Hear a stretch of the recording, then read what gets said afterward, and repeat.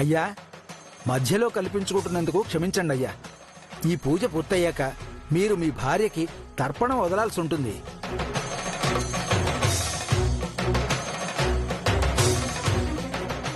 అలా తర్పణం వదిలిన వ్యక్తి మళ్ళా తిథి మారేంత వరకు ప్రత్యక్షంగా ఎటువంటి శుభకార్యాల్లోనూ పాల్గొనడం మంచిది కాదు.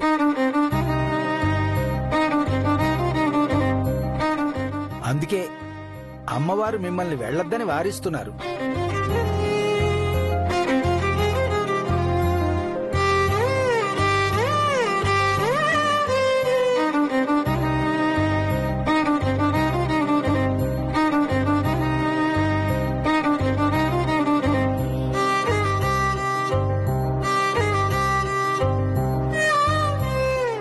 నీ సందిగ్ధం నాకు అర్థమైంది ఆర్య. మనసు లేకుండా ఏ పని చేయకూడదు. నువ్వు అనుతో కలిసి పూజలో పాల్గొనాలనుకుంటే ఈ పూజ ఆపేసి వెళ్ళు. నీ బదులు నేను రాజనందునికి తర్పణం వదులుతాను.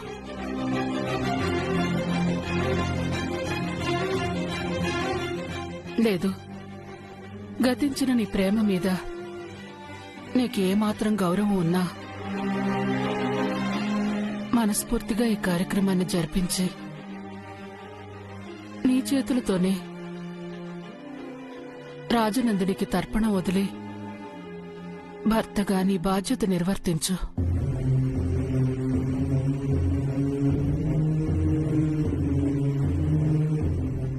నిర్ణయం నీదే ఆర్య.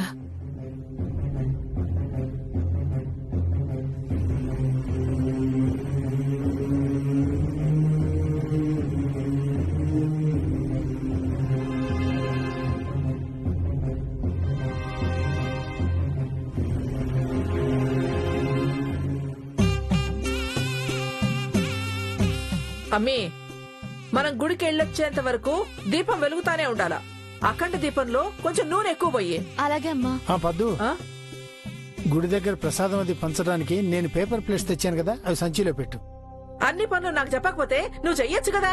అన్ని ఆర్డర్ వేస్తా ఉంటావు. అమ్మయ్యా, దండం అయిపోయింది. ఆంటీ, ప్రసాదం పెడతారా? ఎప్పుడు తిండిగోలేనా? ఆంటీ ప్రసాదం బాగా చేస్తారు. నైవేద్యం ఆంటీ చేయలేదు, అను చేసింది.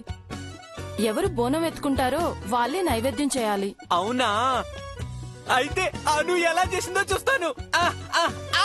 మూతి మీద వేస్తే మూతి పగిలిద్ది. అయ్యయ్యో, ఎంత పని చేయబోయిండావు సంపతో. అమ్మవారికి బోనం చేసి మూత పెట్టినాక గుడికి వెళ్లి అమ్మవారికి బోనం సమర్పించేదాకా మూత తీయకూడదు. పైగా దాని మీద దీపం పెట్టుకు తీసుకుపోవాలా. అవునా? Sorry sorry aunty.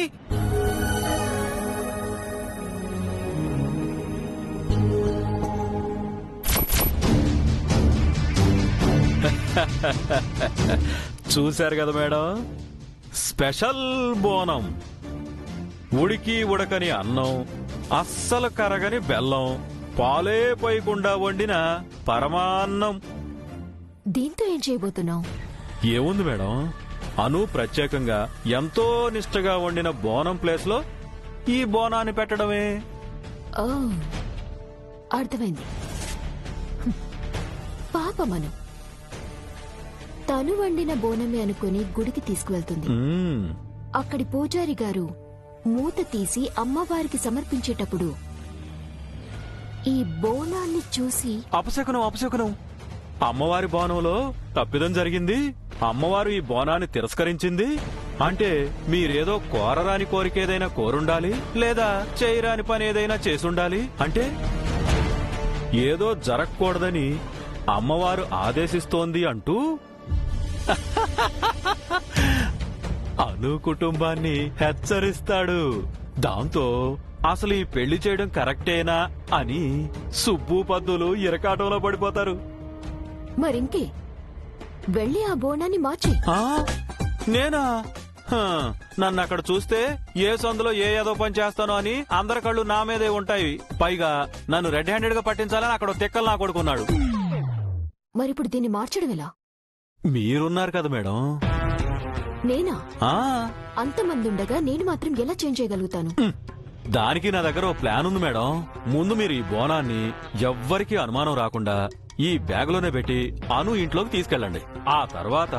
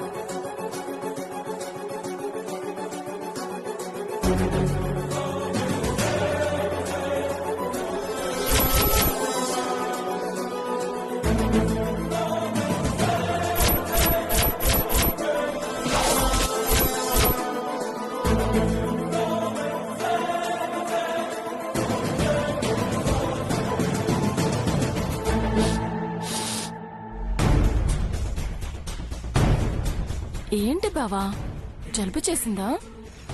కాదు రమ్య, ఎక్కడో ఏదో కొత్త రకం వంట వండిన స్మెల్ వస్తుంది.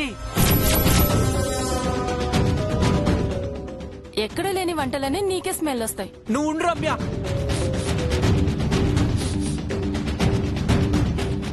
బుజ్జమ్మా, ఆ సంచిలో అన్ని కరెక్ట్ గా పెట్టానో లేదో చూడమ్మా.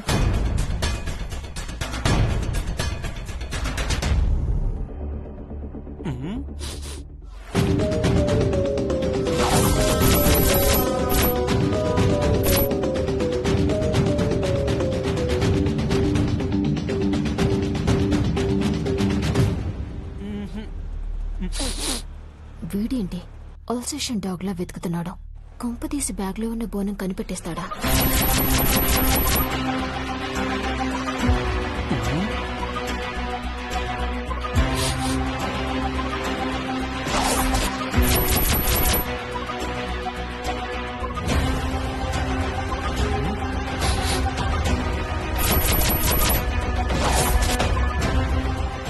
ఏమయ్యా సుబ్బు? ఓ సుబ్బు, బయటికి రావయ్యా. నిన్నే పిలిచేది, వినపడుతుందా? నువ్వు బయటకు వస్తావా, నన్ను లోపలికి రమ్మంటావా?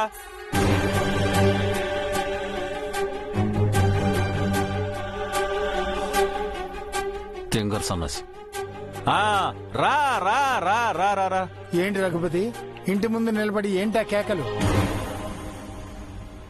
ఏమయ్యా సుబ్బు, అసలు నీ గురించి నువ్వేమనుకుంటున్నా? నీ ఇంట్లో పనులు జరిపించుకోవడానికి మా పిల్లల్ని పనోడుగా వాడుకుంటావా? మావయ్య, ఏంటా మాటలు? కాదా మరి, నువ్వు ముగ్గులేయడం, ఆ తింగర్ నా కొడుకేమో తోరణాలు కట్టడం అన్నీ గమనిస్తూనే ఉన్నా. ఇలానే వదిలేస్తే రేపు వాళ్ళ కూతురు పెళ్లిలో మీ ఇద్దరి చేత ఎంగిలాకలు కూడా ఎత్తిస్తాడు. ఏంటయ్యా నీ గొడవ? వాళ్ళు స్నేహితులు ఏదో అభిమానంతో వచ్చి మా సంతోషంలో పాలు పంచుకుంటా ఉంటే నీకెందుకు కడుపుమంట?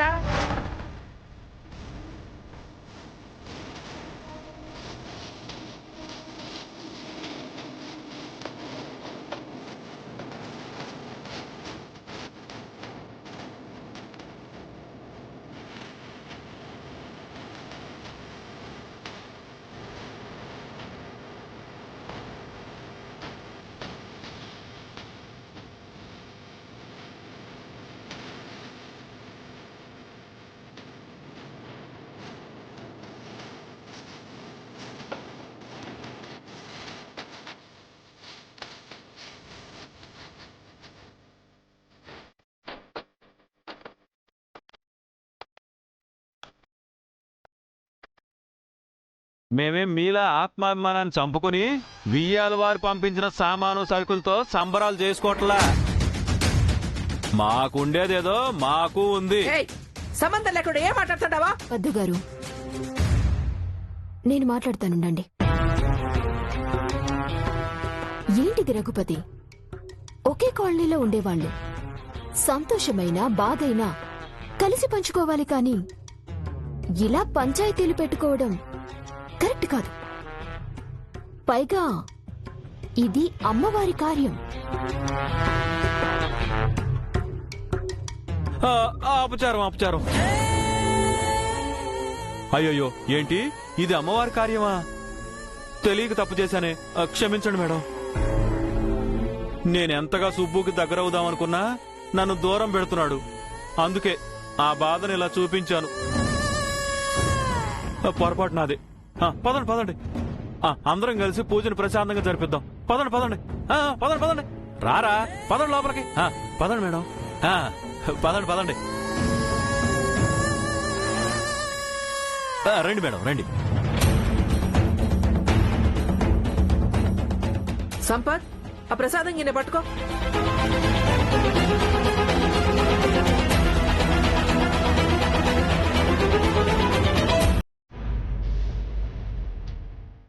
జగజ్జనని లోకమాత పాహిమాం పాహిమాం.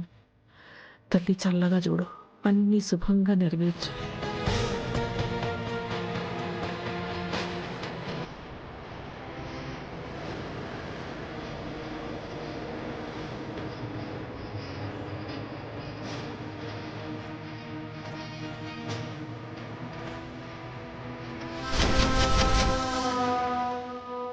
జాగ్రత్తమ్మా. తల్లి జగజ్జనని పాహిమాం.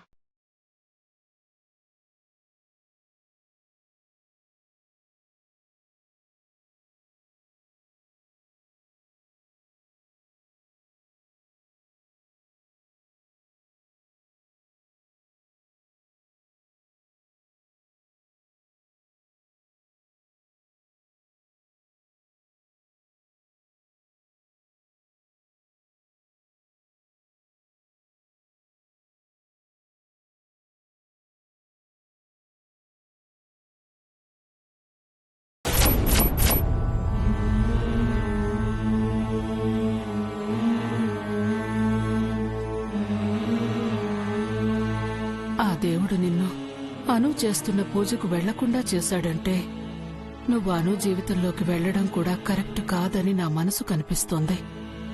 ఈ విషయం నీకెప్పుడు అర్థమవుతుంది ఆర్య?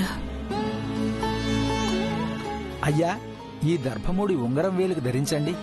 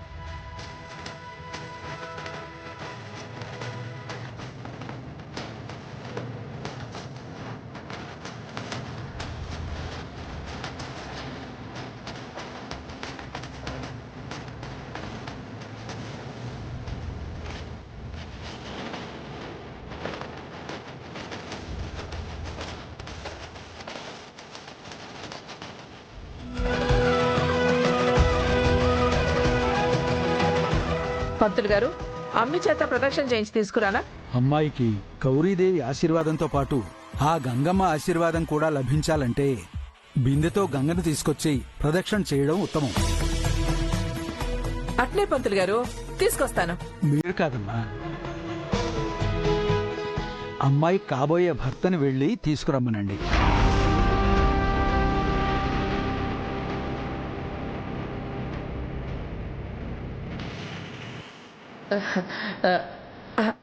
ఆయనకి రావడం కుదరలేదు పంతులు గారు. ఈ పూజ జరిపిస్తున్నదే కాబోయే దంపతుల క్షేమం కోసమే అయితే ఆయనే రాకపోతే ఎలాగమ్మా?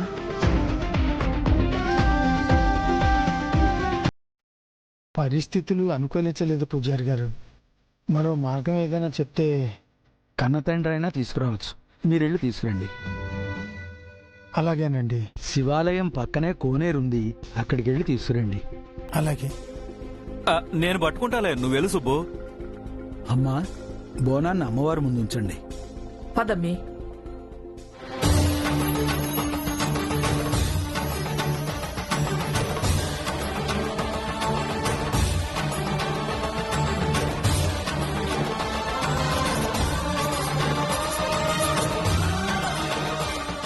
అమ్మి, ఓసారి సారికి ఫోన్ చేసి చూడు. ఆ పని అయిపోతే వచ్చేయమని చెప్పు. అవునను, సారొస్తే చాలా బాగుంటుంది.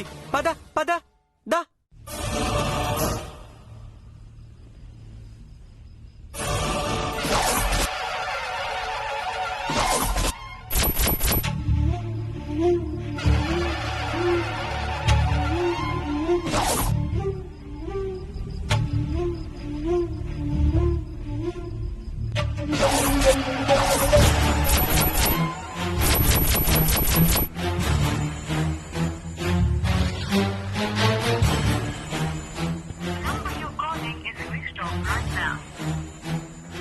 స్విచ్ ఆఫ్ వస్తుంది రమ్య.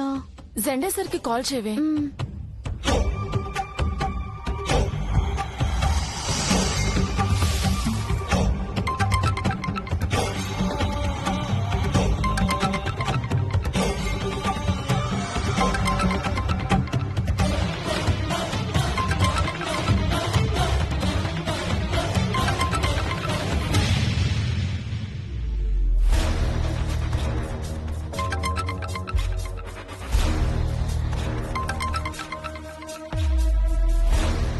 చెప్పను.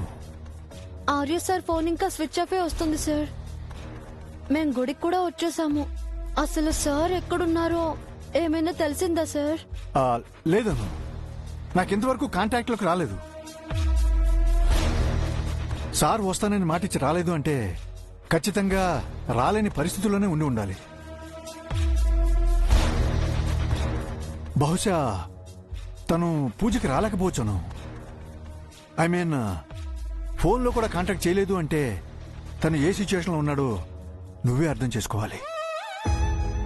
సార్ ఏదో ఇంపార్టెంట్ వర్క్ లో ఉన్నారని నాకు అర్థమవుతుంది సార్. కానీ నా మనసుకి సర్ది చెప్పుకోలేకపోతున్నాను. ఎందుకంటే సార్ పూజకు వస్తారని, నాతో కలిసి పూజ చేస్తారని మాటిచ్చారు. అందుకే సార్ ఖచ్చితంగా వస్తారని నా మనసు చెప్తోంది సార్.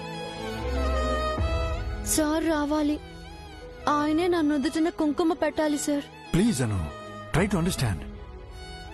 సార్ కోసం ఎదురు చూడకుండా ప్రశాంతంగా పూజ జరుపుకో. అయినా సారు వేరు నువ్వు వేరు కాదు కదా. సార్ ఎక్కడున్నా ఆయన మనసంతా నీ చుట్టూనే తిరుగుతున్నాను. సో ఆయన నీతో ఉన్నట్టే. మీ ఇద్దరి మనసులు కలిపి ఒక్కటిగా అమ్మవారిని ప్రార్థించు. అలాగే సార్. బాయ్ అను.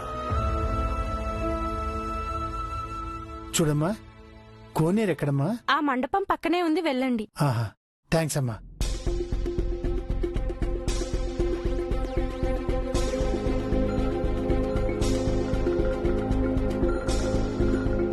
అమ్మా, కీర్తిశేషులైన మీ పూర్వీకుల పేర్లు కూడా చెప్పండి. పితృదేవతల శాంతి కూడా జరిపించినట్లు అవుతుంది. శ్రీ ఆదిశేషవర్ధన్, అన్నపూర్ణప్పదాయి, శ్రీ చంద్రశేఖరవర్ధన్, పార్వతమ్మప్పదాయి, శ్రీ జయసూర్యవర్ధన్, ఘనపదాయి, పత్ని రాజనందిని అప్పదాయి. ఓం కాలనే మినిహా వీరశూరశౌర్జనేశ్వర త్రిలోకాత్మా త్రిలోకేశ కేశవ కేశియాహరి కామదేవ కామపాల కామీకాంత కృతాగమ అనిర్దేశోపో విష్ణు వీరో అనంతో.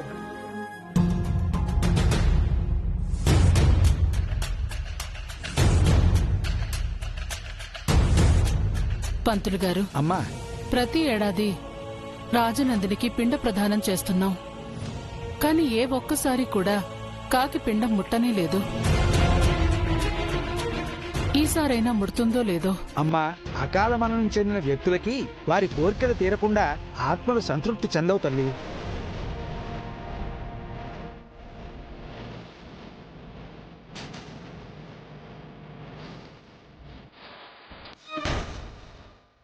అసలు తనేం కోరుకుంటుందో, తన ఆత్మ ఎప్పుడు శాంతిస్తుందో. బాధపడకండమ్మా, ఈసారి ఖచ్చితంగా కాకి ముడుతుందని అనిపిస్తుంది. ఎందుకంటే తన అర్ధాంతరంగా వదిలేసిన ఆర్య జీవితానికి అను రాకతో ఓ అర్థం ఏర్పడుతుంది కాబట్టి.